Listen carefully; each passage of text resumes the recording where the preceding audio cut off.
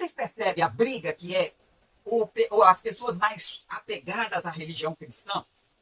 Como tem medo da próxima era. Não tem jeito, nós vamos entrar na era. É um movimento cósmico, é um movimento divino, organizado por Deus. Por que esse medo de chegar na próxima era?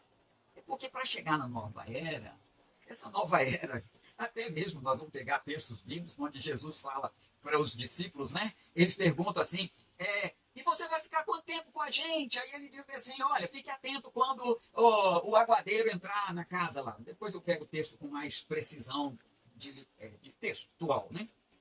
Mas era o aguadeiro e aquário. Então quando é que o Cristo vai deixar de estar com a gente? Quando entrar o aguadeiro. O signo de aquário, a era de aquário. Nós não temos que ter medo. É como se a gente falasse assim, eu tenho medo da chegada da primavera. Ai, eu tenho medo da chegada do verão. Não, nós não temos medo. Nós até curtimos o que vem, porque está finalizando algo. Tem gente que fala assim, eu gosto mais do inverno. O outro diz, eu gosto mais do verão. O outro diz, eu gosto mais da primavera. Cada um tem um gosto. A primavera é muito gostosa, porque chega o calor, chega os passeios nos jardins, e vai para a praia. Aí vem o verão, alto, praia, sol, ou vontade de estar no sol na praia. Então as frutas são típicas de inverno, de verão. Olha, cada um tem um jeito de gostar. Mas nós estamos no fim da era de peixes. Não tem como parar esse movimento.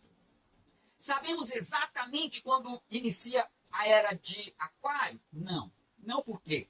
Porque se nós dividirmos por 12 esse giro, né, do peão, do eixo, que a gente chama precessão dos equinócios, nós vamos achar 2.147 anos e meio para cada era. E a era traz o quê? Traz um líder. Ora, a era de Gêmeos, o líder eram os poetas aedos, saíam contando as histórias, mas é muito longe para a gente ter dados fundamentais, mas foi ali que nasceu a escrita, nasceu os contos maravilhosos dos deuses do Olimpo, os deuses de qualquer comunidade, né? Bem, esses contos é bem geminiano, mas Gêmeos tem como oposto Sagitário. Então, uma era traz junto o seu oposto. A era nasce do seu oposto. Então, a era dos contos veio contar o quê? Contar as coisas dos deuses sagitarianos, místicos, que mandam no mundo. Sagitário adora isso. Então, nós temos que cada era nasce um líder, um movimento de ação, e traz junto um movimento de criação. Ora, na era de Touro, veio o dono de tudo, o faraó, patrimônio, construiu suas pirâmides, seus túmulos. E quem é que trouxe a era? A morte. O deus Apis, o deus da morte, o sexo usado, inclusive nas cerimônias religiosas, onde o sacerdote pegava lá uma virgem para trazer para o altar para sacrificá-la, porque tinha que acalmar os deuses. Então nós sabemos que a era de Touro trouxe Escorpião muito. Foi Escorpião que trouxe. O líder era o faraó, dono de tudo, mas ele era o sacerdote poderoso, místico, que dominava todo mundo, escravizava todo mundo. E depois a era de Áries. A era de Áries vem um líder masculino, dono da força, masculino com suas várias mulheres. Quem é que traz o nascimento da era de Áries? Libra.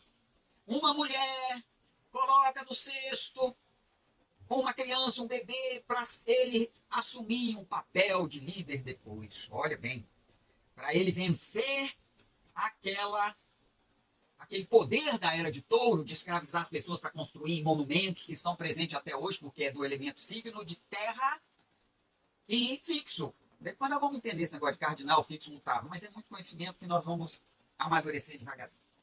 Então, traz Moisés para libertar o seu povo da era de Touro, escravizado por um dono de tudo, ganancioso, queria construir mega templos para o seu túmulo, onde ele ia guardar todo o patrimônio dele, inclusive os escravos.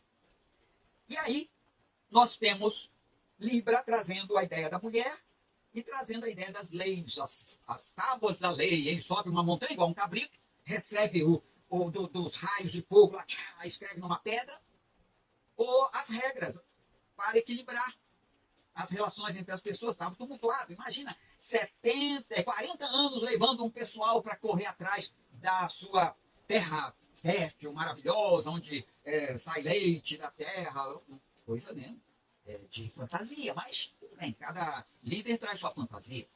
Então, nós temos as leis, a mulher tomando conta, né, dando partida ao processo, e o homem masculino.